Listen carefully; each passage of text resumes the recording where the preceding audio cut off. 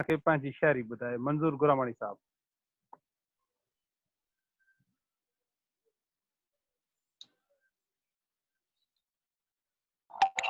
Sir आकाश साहब जो गज़ल है, अर्ज कया।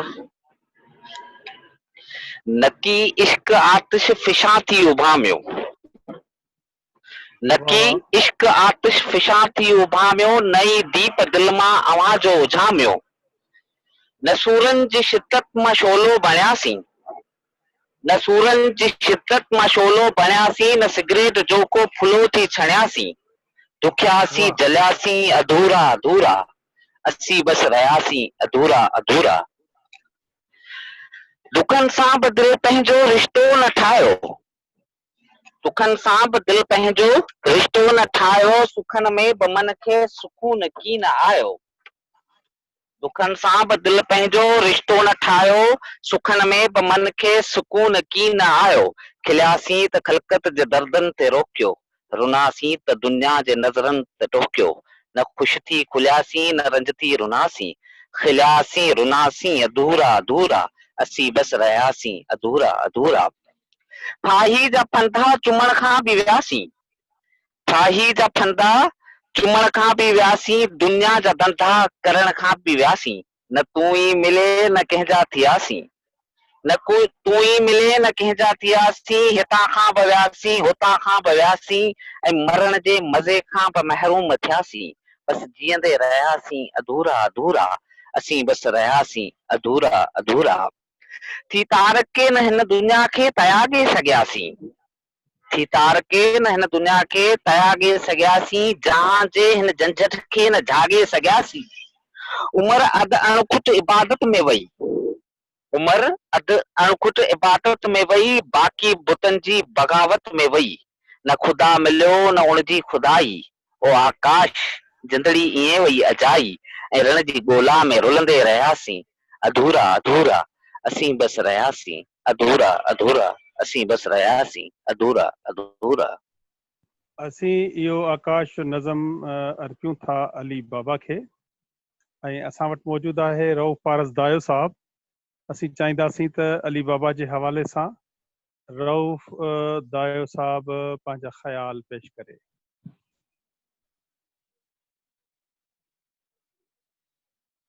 रऊफ़ साहब आवाज़ अचे पियो मां ॾे? अवां जी माइक बि खुलियल आहे रऊफ़ पारस साहब। अवां कुछ प्रोग्राम में चवण चाहींदा? हाँ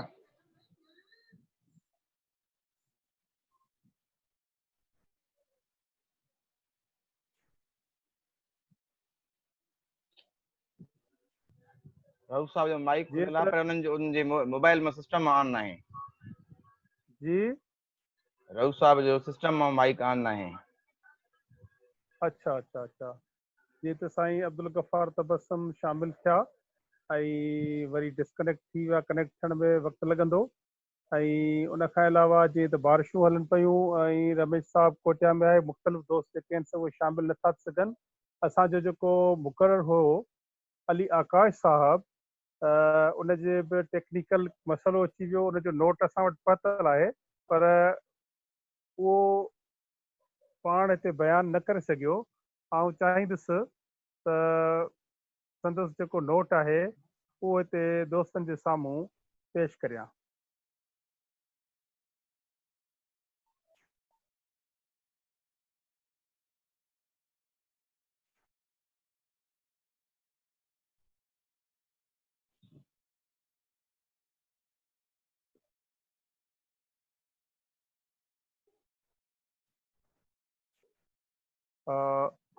आवाज़ अचे पियो? बिल्कुलु अचे पियो।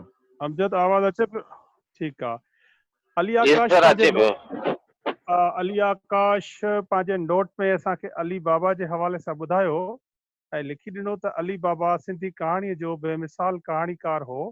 हिन जूं कहाणियूं वतन ऐं वेड़ीचनि जे ज़िंदगी जो हक़ीक़ी अक्स पेश कनि थियूं। हिन जूं कहाणियुनि जूं जेके ख़ुशियतूं अहम आहिनि, उन्हनि में हिकु त इतिहास जी उपटार आहे। संदसि कहाणी में सिंध जे इतिहास जा अहम वाक़िया किरदार जेरी जागंदी शिकिल में मौजूद आहिनि। ॿियो त पीढ़ियल तबिके जी नुमाइंदगी अली बाबा जूं कहाणियुनि जा घणे पासे हीरोज़ मुहाणा खाना बदोश कबीलनि जा माण्हू आहिनि। हिन उन्हनि कबीलनि मां किरदार खया आहिनि जिन खे सदाई नज़र अंदाज़ कयो पियो वियो आहे। इन हिसाब सां हू मुख़्तलिफ़ आहे। टियों त ॿोली संदसि कहाणियुनि जी ॿोली जेका ठेठ ऐं निज सिंधी आहे, इहा शाइराणी बि आहे त कहाणीअ में बि अहिड़ी ॿोली हिन खां अॻु कंहिं बि कहाणीकार जी कहाणीअ में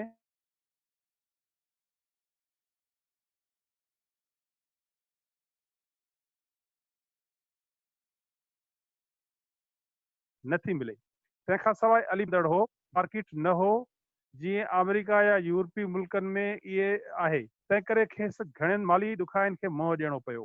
अली बाबा सिंधी कहाणीअ खे वॾे उरूज ते पहुचायो।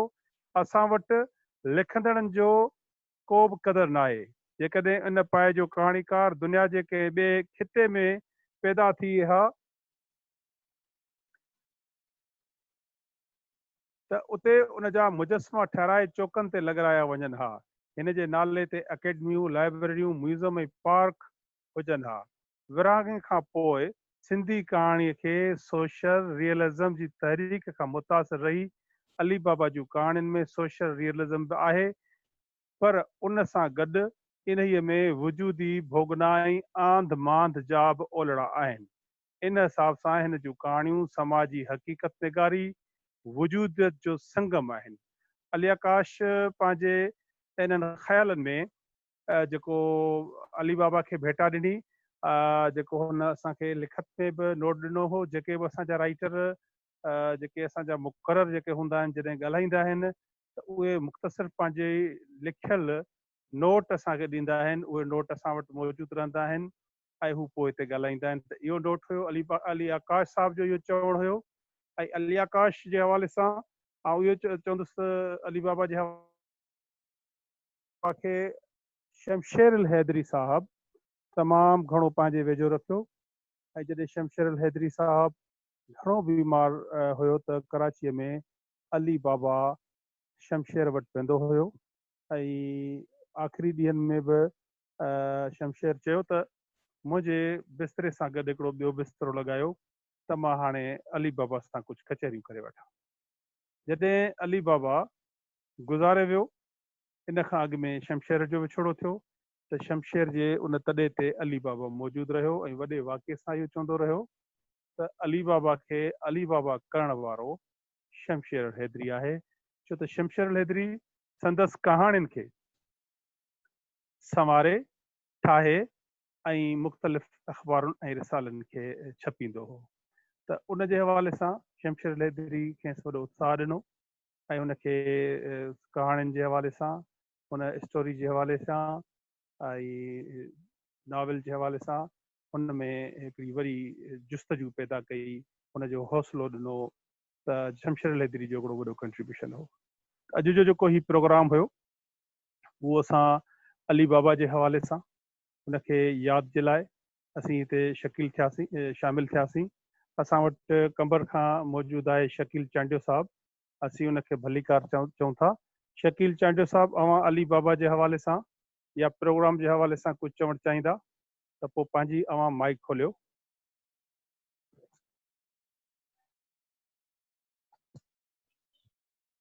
हा शकील।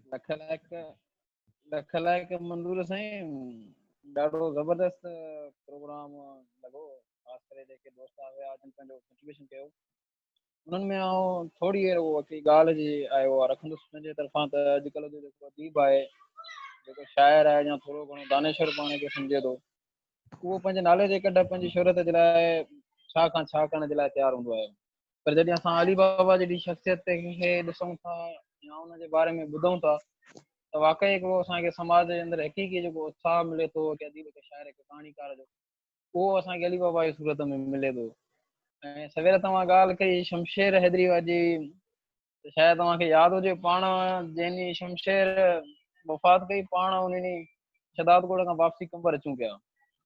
त तव्हांजे ई मैसेज आयो त शमशेर जेको आहे उहो हिन दुनिया मां वफ़ात करे वियो आहे। संदसि शेर बि जेको हुयो त हिकु शमशेर हो बि गुज़ारे वियो।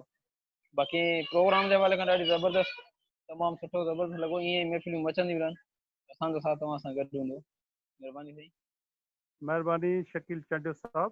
असां सां मिठी खां शामिल आहे नीरज जोशी साहब, असांजो दोस्त आहे। यकीनन मिठीअ जो ज़िक्र थियो त उते जे हवाउनि जो ज़िक्र थिए थो, उते जे गड्डी जे भिट जो ज़िक्र थिए थो, ऐं मिठी जे हवाले सां जॾहिं ज़िक्र थिए थो त पोइ उते जे बरसाति जो ज़िक्र थिए थो, कासिबे जो ज़िक्र शाइरी में अचे थो। त अहिड़ो ई सुहिणो असांजो दोस्त आहे नीरज जोशी साहब। उहो असांजे प्रोग्रामनि में शामिलु थींदो रहंदो आहे। असीं हुनखे भलीकार था चऊं। नीरज भाउ भलीकार। ऐं असां वटि अब्दुल गफ़ार अबड़ो साहब मौजूदु आहे ऐं ॿिया दोस्त मौजूदु आहिनि। साईं अब्दुल गफ़ार अबड़ो साहब, अव्हां कुझु चवणु चाहींदा?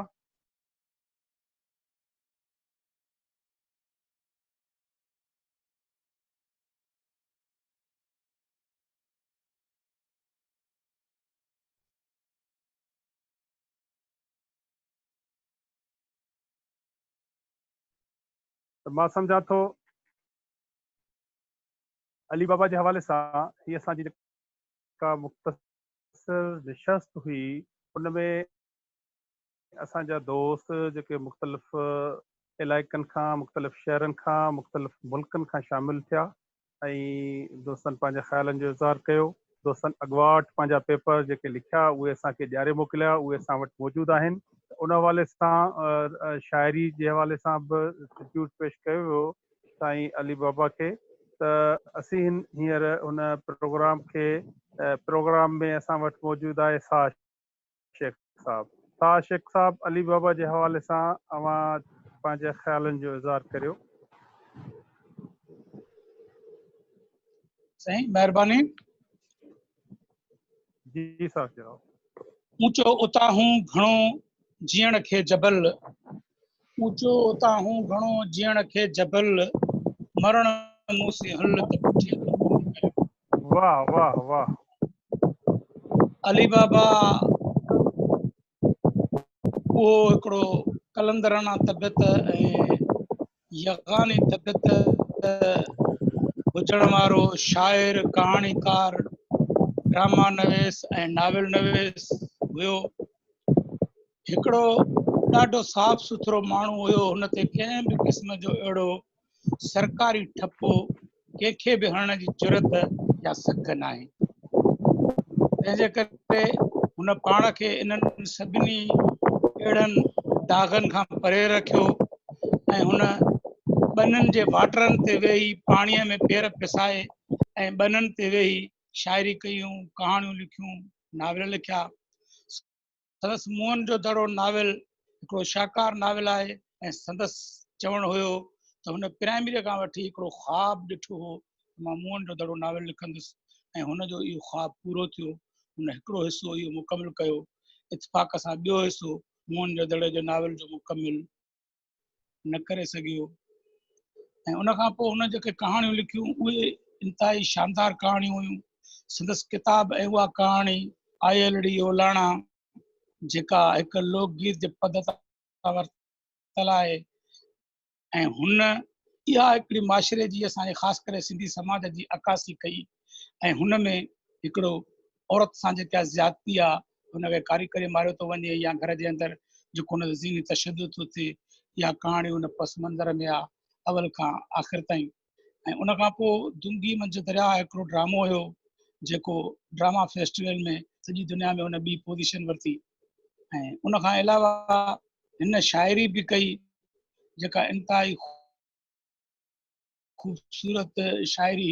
थोरो जो संदसि शाइरी तमामु थोरी मिले थी, जेका हिकिड़ी रेडियो ते रिकॉर्डिंग अथसि, सफ़र सुहाणो पंध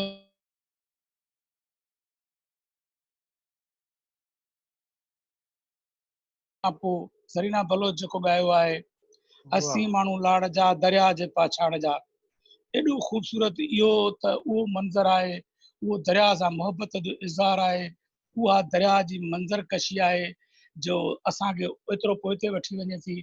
जॾहिं हुन दरिया में असांजा मलाह कोटड़ी ऐं सखर में ॿेड़ियुनि ते रहंदा हुया ऐं उन हिसाब सां असांजो सॼो जेके आहिनि माना समाज जेको हुयो उन्हनि खे हैरत विचां ॾिसणु वेंदो हो त इहे इन्हनि ॿेड़ियुनि ते कीअं था रहनि। उहा उन मंदर कशी कई आहे पंहिंजे शाइरीअ में। ऐं उन खां पोइ साॻी बि छटे जी वरी हिन मंदर कशी आहे कई आहे दरिया जे पाछाड़ में। मुराद इहा आहे त उते जेको माना पाणी नथो पहुचे उनजो ज़िक्र आहे। ऐं संदसि हिकिड़ी कहाणी जेका आहे ख़ासि करे जेको राजा ॾाहर ते इल्ज़ाम हुयो त हुन पंहिंजे भेण सां शादी कई आहे, उनजे पस मंज़र में लिखियलु आहे हू जॾहिं माउ हुन सां हवालु करे थी ऐं माउ हिनखे थप हणे थी तॾहिं हिन जूं अखियूं खुली थी वञनि ऐं हिन जो ज़हन में इहा जेके गर्दिश थिए थी त जेकॾहिं तूं पंहिंजे भेण सां शादी करे सघे थो त पोइ को बादशाह बि कंदो हूंदो या कंहिं ॿिए बि कई हूंदी। ऐं अली बाबा इन कहाणीअ में बि असांजे समाज जी ख़ूबसूरत मंज़र कशी आहे। हू ज़हनी लिहाज़ खां तमामु वॾो माण्हू हुयो, लिखण जे हवाले सां बि तमामु वॾो माण्हू हो। संदसि फैमिलीअ जा बाक़ी फर्द साकी जेको हिन मुल्क जो नामियारो अदाकार ऐं अब्दुल करीम बलोच जहिड़ा प्रोड्यूसर हुया हुन फैमिलीअ सां हिन जो ताल्लुक़ु हुयो।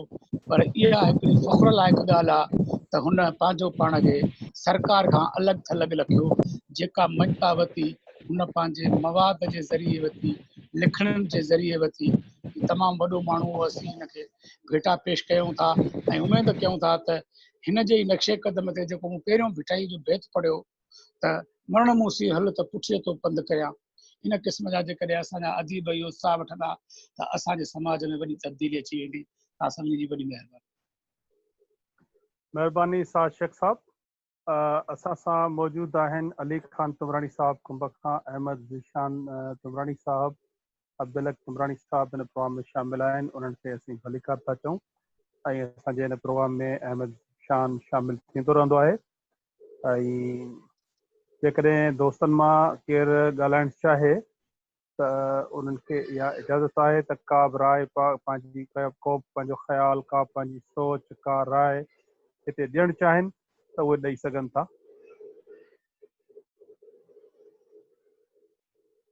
न त पोइ असीं अस्सलाम वालेकुम। वासलाम। मां ज़ोएब निज़ाम तुमरानी ऐं मां सभ खां पहिरियां त उस्ताद मंज़ूर हुजन साहब जन जी काविशनि खे सलाम पेश कयां थो ऐं जेको अहिड़नि शख़्सियतुनि जा हर हफ़्ते वाइज़ जेको आहे सो प्रोग्राम वग़ैरह रखाए थो, ॿिन्हिनि हथनि सां सलाम उस्ताद मंज़ूर हुजन साहब जन खे। महिरबानी महिरबानी। हींअर असीं चाहींदासीं त असां सां हिन प्रोग्राम में नीरज जोशी साहब शामिल आहे। नीरज जोशी भाउ, तव्हां कुझु चवणु चाहींदा? अस्सलाम वालेकुम। वासलाम। असां हींअर जॉइन कयो प्रोग्राम, अॻिते भाउ सभिनी जा तासुरात ॿुधो। तमामु सुठो इहो तव्हांजो कोरोना जे हिसाब सां इहो रखायल आहे सिस्टम। सभु दोस्त गॾु बि थियनि था, हर कंहिंजा व्यूज़ पंहिंजे हिसाब सां ऐं पंहिंजे बुज़ुर्गनि खे सभिनी खे पाण सारूं था। इहा वॾी ॻाल्हि आहे। तव्हांजो लख ख़ाउशियूं। मिटीअ में बारिशूं थियूं आहिनि?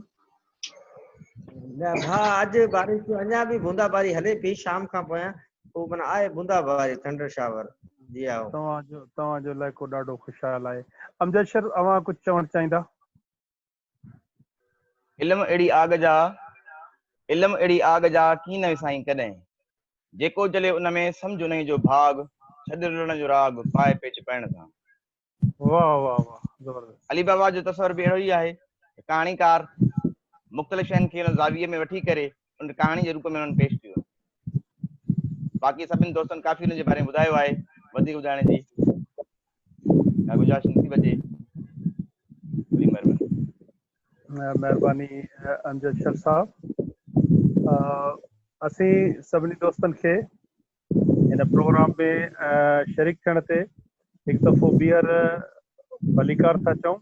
उमेदु आहे त असांजा जेके ईंदड़ प्रोग्राम हूंदा उन्हनि में बि सभई दोस्त शामिल रहंदा ऐं असां सां जेके दोस्त आख़िर ताईं मौजूदु रहनि था उन्हनि में साईं प्रोफेसर सुरेश कुमार वाधवानी साहब, नौशीन हुजन साहिबा, शकील चांडियो साहब, अहमद नदीम मेमण साहब, उन खां अलावा शकील चांडियो साहब, नीरज जोशी साहब, अब्दुल